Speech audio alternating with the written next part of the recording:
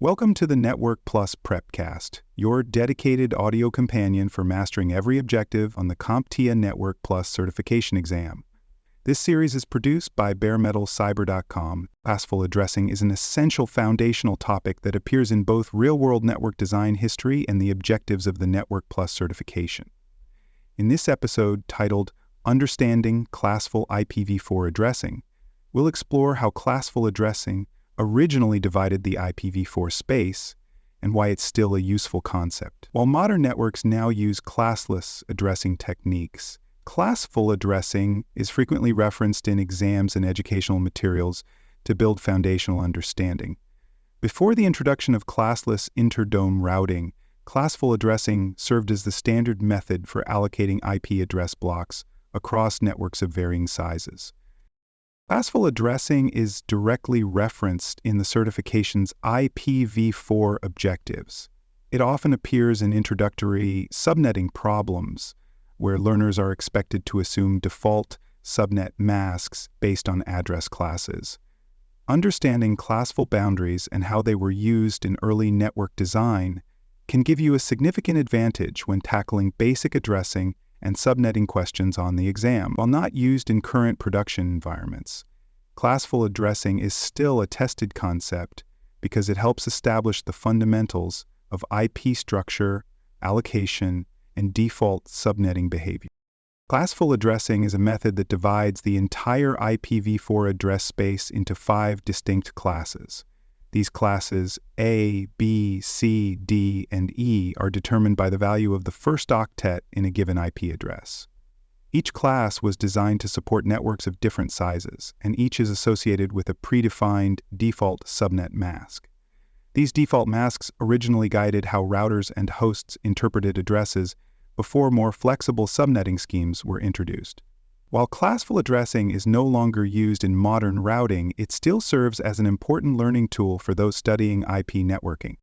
Class A addresses range from 1.0.0.0 to 126.255.255.255. These addresses were designed to support very large networks with millions of host devices. The default subnet mask for Class A is /8, meaning the first 8 bits identify the network, while the remaining 24 bits are used for hosts. Because of their size, Class A networks were typically reserved for large organizations and government entities. Their generous host capacity made them ideal for early internet growth, but they also contributed to inefficient use of the address space. Class B addresses span from 120.0.0.0 to 191.255.255.255.255. To the default subnet mask for Class B is /16, which allocates 16 bits for the network portion and 16 bits for hosts. This configuration supports tens of thousands of hosts per network, making Class B suitable for organizations that needed more scalability than Class C could offer, but didn't require the immense size of a Class A block. Class B offered a compromise between address range and availability. Class C addresses occupy the range from 192.0.0.0.0 to 223.255.255.255.245. Just close links. For small networks, such as branch locations, the default subnet mask for Class C is /24, with 24 bits assigned to the network and just 8 bits for host addresses. This setup allows for up to 254 usable host addresses per network, which aligns well with the needs of small business networks. Class C networks were the most commonly assigned blocks due to their balance of simplicity and address conservation. Class D and Class E address ranges serve very different purposes from Classes A, B, and C.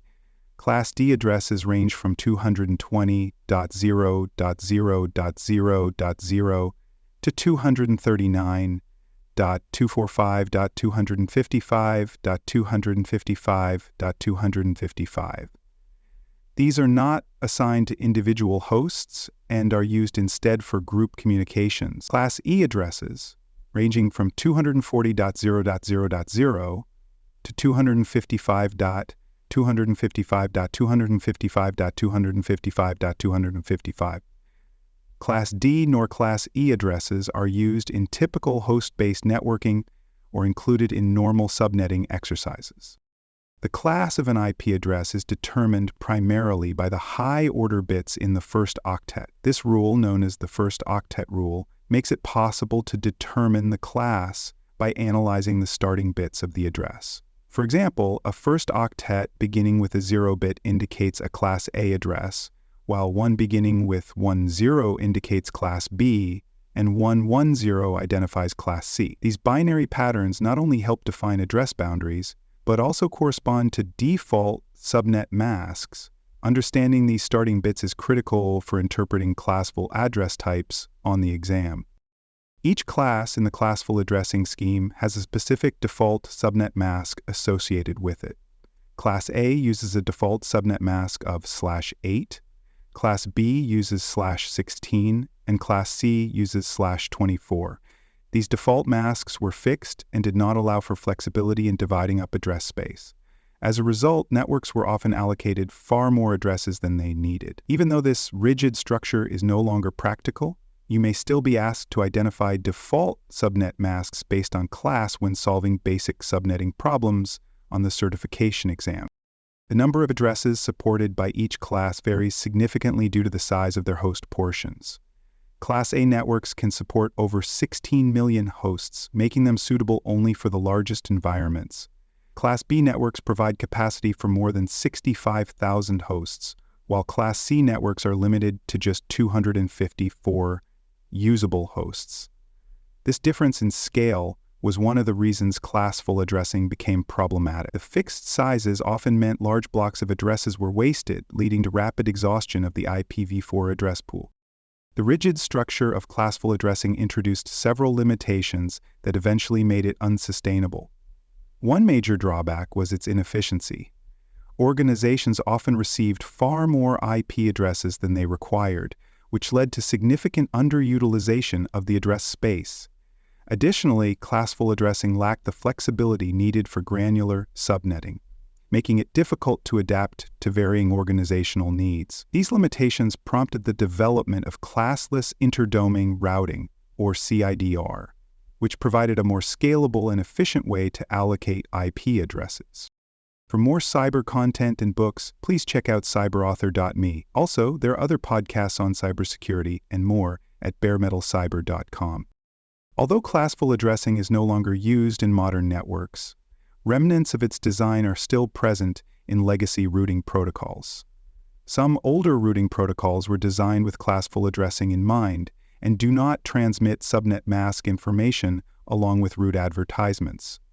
This means routers receiving these updates must infer the subnet mask based solely on the class of the address. Because of this behavior, these routing protocols are considered classful and are generally replaced by classless protocols in current deployments. Still, this historical dependence makes classful addressing relevant when reviewing older protocol behavior for the exam. In certification subnetting questions, classful addressing is often used as the default assumption when no subnet mask is explicitly provided. This means you are expected to apply the default mask based on the IP address class. For example, if given a 192.168.1.0 address without a subnet mask, you would assume a Class C mask of /24. This assumption becomes your starting point for further calculations, such as determining the number of subnets or hosts per subnet. Understanding how to recognize and apply default classful masks is essential for accurately solving these problems on the exam. Private IP address ranges are associated with specific classful blocks, even though their designation as private does not depend on the class system. Class A includes the private range 10.0.0.0/8, which offers a large number of addresses for internal use. Class B contains 1.72.16.0.0 through 172.31.255.255. Designated with a /12 mask. Class C includes 192.168.1.0 192.0.0 through 192.168.255.255, commonly used in home and small business networks. These ranges are reserved for private use and not routable on the public internet.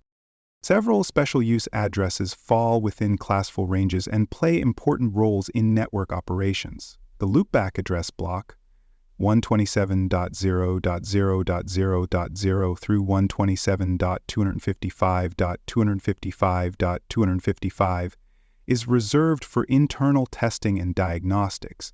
Any packet sent to this range is looped back to the sending host without ever reaching the network. The range 169.244.0.0 through 169.244.245.455/247 is assigned for automatic private IP addressing, or API-PA, which provides fallback addresses when no DHCP server is available. Finally, 255.255.255.255 is used for local broadcast traffic.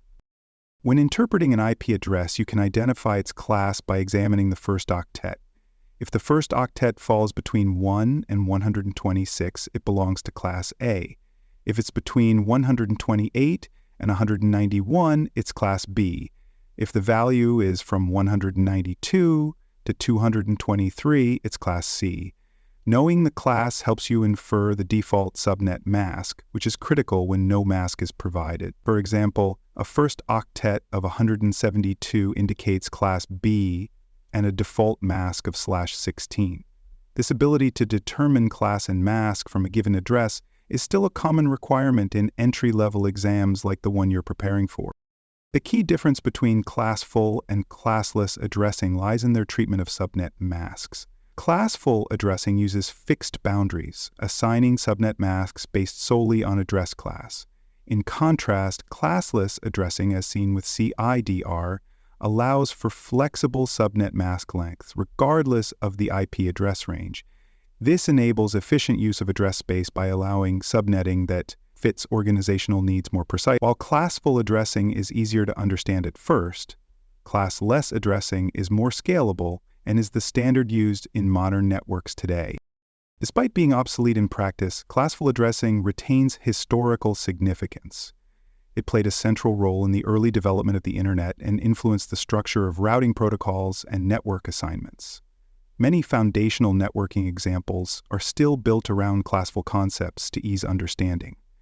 This includes learning how to recognize network and host portions of an address, identifying default masks, and understanding address boundaries. As such, classful addressing serves as a conceptual bridge to more advanced topics like subnetting and classless routing. The exam objectives still reference classful addressing because it provides a foundation for understanding more complex address manipulation. You may be asked to determine the class of a given IP address, identify the corresponding default subnet mask, or evaluate how many hosts can be supported within a particular address class. Additionally, understanding classful design helps you contrast older and newer routing protocols. Mastery of these classful basics can improve your ability to navigate more advanced topics, including VLAN planning, subnetting, and subnetting. In summary, classful addressing organizes the IPv4 address space into standardized blocks based on the value of the first octet. Each class A, B, and C comes with a default subnet mask that defines the size of the network and the number of host addresses it can support. While classful addressing is no longer used in production networks, it remains relevant for exam preparation and foundational knowledge. Understanding classful concepts helps you recognize default behaviors and subnetting problems and provides a historical perspective that supports modern network design principles. Thank you for listening to this episode of the Network Plus Prepcast, your trusted audio guide to the CompTIA Network Plus certification. This episode was produced by baremetalcyber.com. For more cybersecurity podcasts, books, and resources, visit baremetalcyber.com. Thanks for joining us for this episode of the Bare Metal Cybersecurity Plus podcast. For more episodes, tools, and study support, visit us at baremetalcyber.com. And before you take the test, Make sure to check out the practice questions in the book Achieve CompTIA Security Plus SY0-701 Exam Success by Dr. Jason Edwards. They cover every domain and are a powerful way to lock in your knowledge.